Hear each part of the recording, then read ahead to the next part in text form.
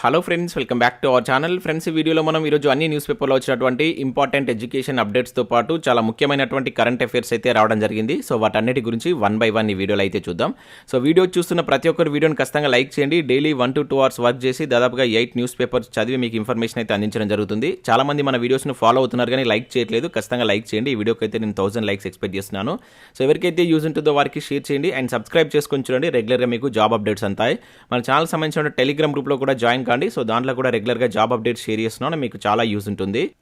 Friends, మన channel ద్వారా group 4 కావచ్చు, అదేవిధంగా గ్రూప్ 2కి సంబంధించినటువంటి ఫుల్ వీడియో కోర్స్ అయితే అందించడం జరుగుతుంది. కంప్లీట్ కోర్స్ మన యాప్లో అయితే అందుబాటులో ఉంది. అక్కడ శాంపిల్ క్లాసెస్ కూడా ఉంటాయి. సో విన్న తర్వాత నచ్చితే తీసుకోండి. గ్రూప్ 4కి సంబంధించి 500 రూపీస్ 6 months వ్యాలిడిటీ ఉంది. అదేవిధంగా గ్రూప్ 2కి సంబంధించి 1500 రూపీస్ 6 months వ్యాలిడిటీ తోటి 4 పేపర్స్ సంబంధించిన సిలబస్ అయితే అందించడం జరుగుతుంది. ఇక దాంతోపాటుగా కరెంట్ అఫైర్స్ పీడిఎఫ్ కూడా పర్ మంత్కు 20 రూపీస్ చొప్పున చెల్లించి మీరు పీడిఎఫ్స్ని పొందవచ్చు.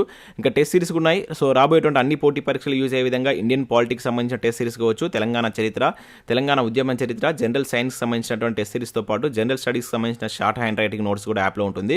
సో వీటికి సంబంధించిన శాంపిల్ టెస్టులు, శాంపిల్ పీడిఎఫ్స్ అక్కడ ఉంటాయి. చెక్ చేసి నచ్చితే తీసుకోండి. ఇంకా దాంతోపాటుగా రెగ్యులర్గా మన ఛానల్లో కంటెంట్ కూడా అప్లోడ్ చేస్తున్నాం. మీకు అన్ని పోటీ పరీక్షలు యూజ్ అయ్యేటువంటి కంటెంట్ అయితే మన ఛానల్లో ఉంది. ఒకసారి మీరు ప్లేలిస్ట్కి వెళ్ళి చూసి నచ్చితే వాటిని ఫాలో కండి. ఫ్రెండ్స్, ఈరోజు న్యూస్ పేపర్లో వచ్చినటువంటి అప్డేట్స్ కనుక చూసినట్టయితే మనకు ఫస్ట్ అప్డేట్ వచ్చేసి గ్రూప్ 1 ప్రిలిమ్స్ ఫలితాలు విడుదల అంటూ నమస్తే తెలంగాణలో ఒక అప్డేట్ ఇక్కడ చూడవచ్చు. 25,050 మంది అభ్యర్థులు అర్హులు. జూన్లో మెయిన్స్ అని చెప్పేసి ఇక్కడ ఇవ్వడం జరిగింది. మెయిన్స్ పరీక్షా విధానం 18వ తేదీన వెల్లడి. సో హైకోర్టు ఆదేశాలతో సమాంతర రిజర్వేషన్లు, ప్రతి సామాజిక వర్గంలో 1:50 మంది ఎంపిక అని చెప్పేసి ఇక్కడ ఇవ్వడం జరిగింది.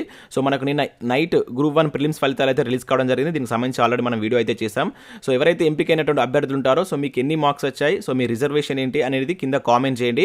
సో ఆల్రెడీ నిన్న మనం నైట్ చేసిన వీడియోకు చాలా మంది క్వాలిఫై అయినట్లయితే కామెంట్ చేశారు. సో వాళ్ళు కంపల్సరీ మీకు వచ్చినటువంటి మార్క్స్ కావచ్చు, అదేవిధంగా మీ రిజర్వేషన్, మీది ఏ జోన్ అని చెప్పేసి కామెంట్ చేయండి. దానివల్ల మనకి ఇక్కడ కట్ ఆఫ్ మార్క్ ఇవ్వలేదు కనుక సో ఎన్ని మార్క్స్ వచ్చిన వారు క్వాలిఫై అయ్యారు అనేటువంటి తెలుసుకునే అవకాశం ఉంటుంది కనుక ప్రతి ఒక్కరు కామెంట్ చేసేటువంటి ప్రయత్నం చేయండి.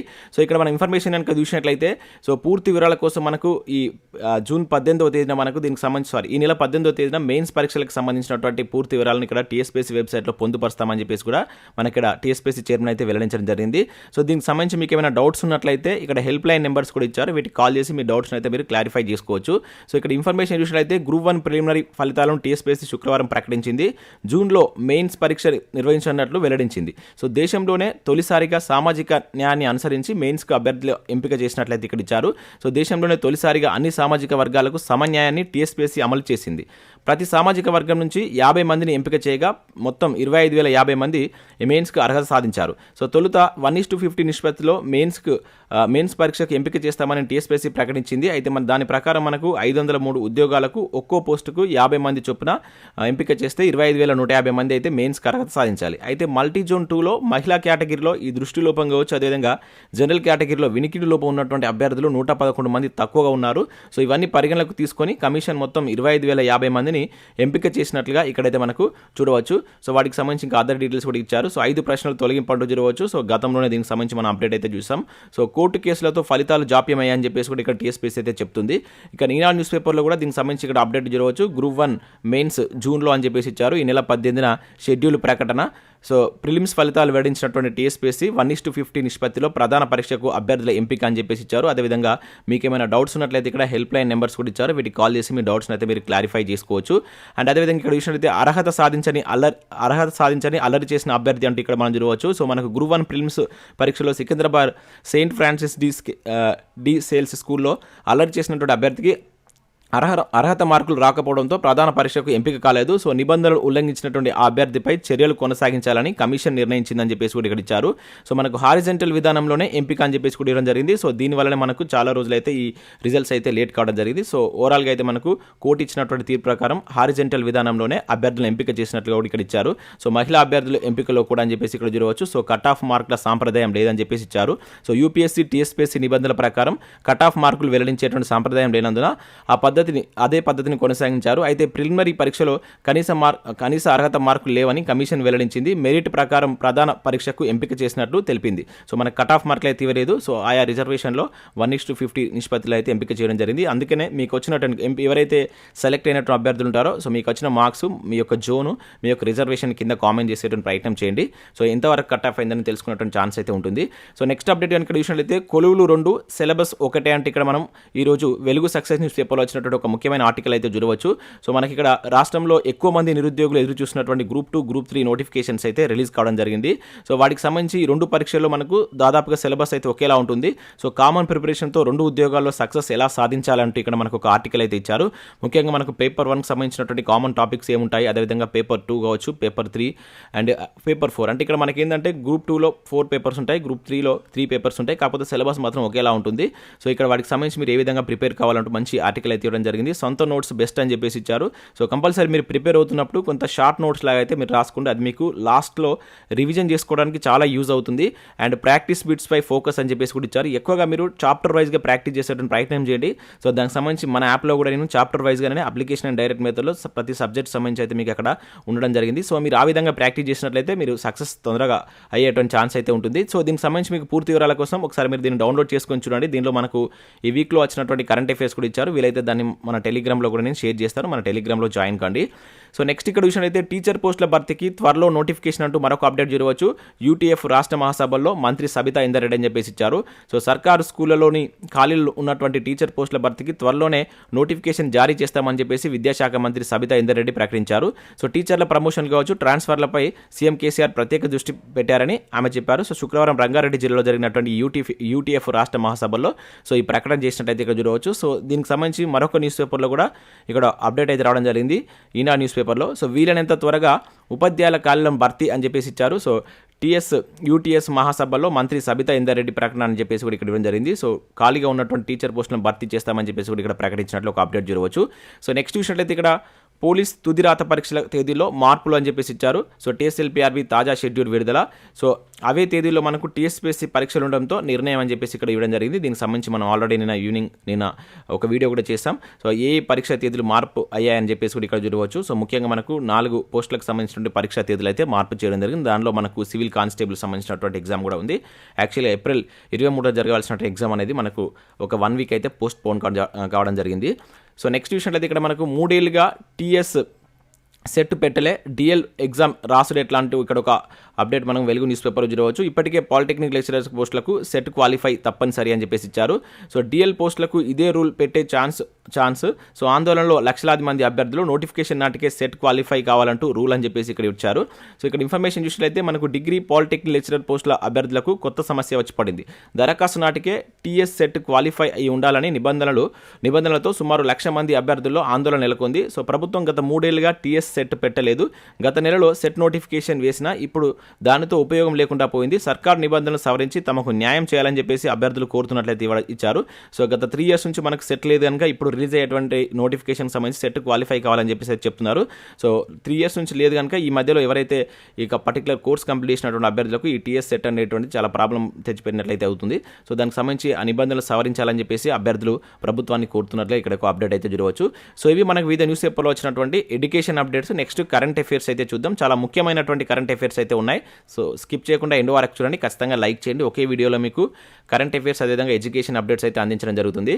సో ఫస్ట్ కరెంట్ అఫైర్ కనుక చూసినట్లయితే నవతరం పర్యాటకం గంగా విలాస్ అంటూ చూడవచ్చు. సో విహార నౌకను ప్రారంభించినటువంటి ప్రధాని మోడీ ఒక్కో టికెట్ 50 లక్షలకు పైమాటే 2024 మార్చి వరకు బుకింగ్ పూర్తి అని చెప్పేసి ఇక్కడ మనం చూడవచ్చు.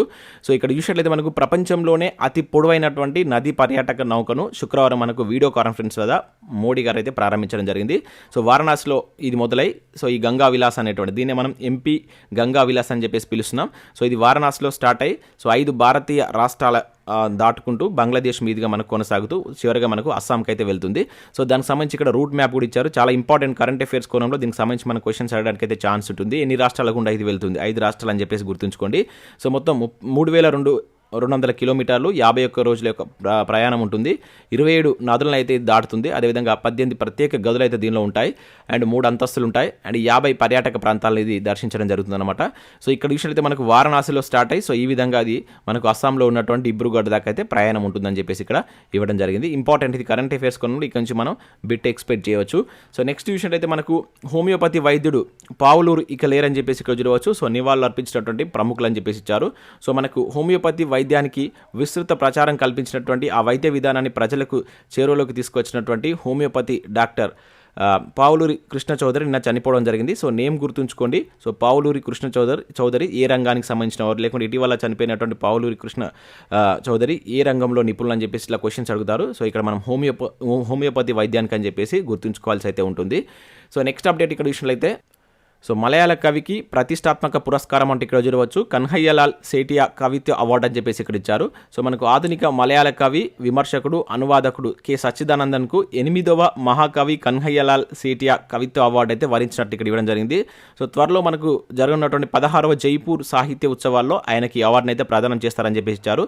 సో మనకు రాజస్థానీ హిందీ కవి అయినటువంటి ఈ కన్హయ్యలాల్ పేరిట సో రాజస్థాన్ ప్రభుత్వం ఈ అవార్డును అయితే ఇస్తుంది. సో ఈ సంవత్సరం ఇది మలయాళ కవి అయినటువంటి కె సచ్చిదానందన్కి అయితే రావడం జరిగింది. పేరు గుర్తుంచుకోండి. ఈ అవార్డు ఏ రాష్ట్రానికి సంబంధించిందని చెప్పేసి డైరెక్ట్గా అడుగుతారు. రాజస్థాన్కి సంబంధించి అని చెప్పేసి గుర్తుంచుకోండి. సో నెక్స్ట్ కరెంట్ అఫేర్ కనుక చూసినట్లయితే 15 ఏళ్ల ముస్లిం బాలిక పెళ్లికి చట్టబద్ధతలా ఇస్తారంటే ఇక్కడ ఒక కరెంట్ అఫేర్ చూడవచ్చు. హైకోర్టు తీర్పును సుప్రీంలో సవాల్ చేసినటువంటి ఎన్సీపీఆర్ అని చెప్పేసి ఇక్కడ ఇచ్చారు. సో మనకి చూసినట్లయితే ముస్లిం పర్సనల్ లా ప్రకారం 15 ఏళ్ల ముస్లిం బాలిక తాను ఇష్టపడినటువంటి వ్యక్తిని వివాహం చేసుకున్నటువంటి హక్కు ఉంటుందంటూ మనకు పంజాబ్, హర్యానా హైకోర్టు ఇచ్చినటువంటి తీర్పును ఇతర కేసుల్లో ప్రామాణికంగా పరిగణించకూడదంటూ శుక్రవారం సుప్రీంకోర్టు పేర్కొన్నట్లు ఇక్కడైతే మనం చూడవచ్చు. సో రీసెంట్గా మనకు ఈ పంజాబ్, హర్యానా హైకోర్టు ఈ తీర్పును అయితే ఇచ్చింది. ఇది గుర్తుంచుకోండి. ఈ తీర్పు ఎవరిచ్చారని చెప్పేసి డైరెక్ట్ అడుగుతారు. సో దీన్ని మనకు సవాల్ చేస్తూ దీనిపైన మనకు ఏదైతే మనకు జాతీయ బాలల హక్కుల పరిరక్షణ కమిషన్ ఉంటుంది కదా, సో వాళ్ళు వేసినటువంటి పిటిషన్ విచారిస్తూ మనకు సుప్రీంకోర్టు అయితే తీర్పును వెల్లడించింది. సో దీని ఇతర తీర్పులో దీన్ని ప్రామాణికంగా తీసుకోకూడదని చెప్పేసి కూడా ఇక్కడ మనకు సుప్రీంకోర్టు ప్రధాన న్యాయమూర్తి జస్టిస్ డివై చంద్రచూడ్, అదేవిధంగా ఎల్ నరసింహన్ ధర్మాసనం ఈ మేరకు మధ్యంతర ఉత్తర్వులు జారీ చేసినట్టు ఇక్కడ మనం అయితే గుర్తుంచుకోవాల్సి అయితే ఉంటుంది. ఇది ముస్లిం పర్సనల్ లాకి సంబంధించినటువంటి తీర్పు. సో దీనికి సంబంధించి గత తీర్పులను కూడా ఒకసారి చూడండి. మనకు వార్తల్లో ఉంటున్న అంశం కనుక దీన్ని బేస్ చేసుకొని క్వశ్చన్స్ రావడానికి అయితే ఛాన్స్ ఉంటుంది.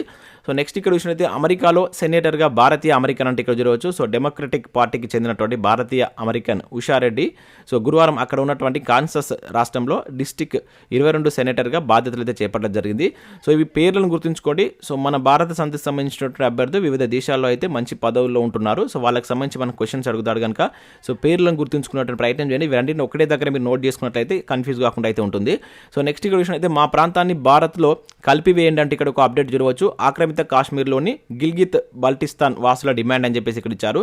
సో మనకు పాకిస్తాన్ ఆక్రమిత కాశ్మీర్ పీఓకేలో ఉన్నటువంటి గిల్గిత్ బల్టిస్తాన్ ప్రాంత వాసులు బగ్గుమంటున్నారు. సో దశాబ్దాలుగా తమ ప్రాంతాన్ని దోచుకుంటున్నటువంటి పాక్ సర్కారు సో దయనీయతపై మండిపడుతున్నట్లయితే ఇవ్వడం జరిగింది. వారిని భారత భూభాగంలో కలపాలని చెప్పేసి నేను ఇక్కడ వాళ్ళు ఆందోళన చేస్తున్నట్టు ఇక్కడ మనం చూడవచ్చు. సో ఈ పేరును గుర్తుంచుకోండి. ఇటీవల ఏ ప్రాంత అభ్యర్థులు సో తమ ప్రాంతాన్ని భారత్లో కలపాలని చెప్పేసి నిరసనలు చేపట్టారని చెప్పేసి అడుగుతారు. సో గిల్గిత్ బల్టిస్తాన్ పౌరులు అని చెప్పేసి గుర్తుంచుకోవాల్సి అయితే ఉంటుంది. సో నెక్స్ట్ ఇక్కడ విషయం అయితే హిమాచల్లో అమల్లోకి వచ్చినటువంటి పాత పెన్షన్ అని చెప్పేసి చూడవచ్చు. ఎన్నికల హామీ నిలబెట్టుకున్నటువంటి కాంగ్రెస్. సో హిమాచల్ ప్రదేశ్లోని కాంగ్రెస్ ప్రభుత్వం కీలక నిర్ణయం తీసుకుంది. శుక్రవారం జరిగినటువంటి తొలి క్యాబినెట్ సమావేశంలో ఎన్నికల్లో ఇచ్చినటువంటి హామీ ప్రకారం పాత పెన్షన్ స్కీమ్ను సో పునరుద్ధరించినట్లయితే ఇవ్వడం జరిగింది. సో ఇక్కడ సీఎం సుఖీందర్ సింగ్ సుకు మాట్లాడుతూ ఈ విషయాన్ని లోతుగా అధ్యయనం చేశామని దానికి సంబంధించినటువంటి నిర్ణయం తీసుకున్నట్లు ఇక్కడ వెల్లడించడం జరిగింది. డైరెక్ట్గా అడుగుతారు ఇటీవల ఏ రాష్ట్రం పాత పెన్షన్ విధానాన్ని తీసుకొచ్చిందని చెప్పేసి అడగడానికి ఛాన్స్ ఉంటుంది. సో హిమాచల్ ప్రదేశ్ అని గుర్తుంచుకోండి. సో ఇవి మనకు వివిధ న్యూస్ పేపర్లో వచ్చినటువంటి current affairs and education updates. So video నచ్చినట్లయితే లైక్ చేసి మీ మిత్రులకైతే షేర్ చేయండి. Thanks for watching. Thank you everyone.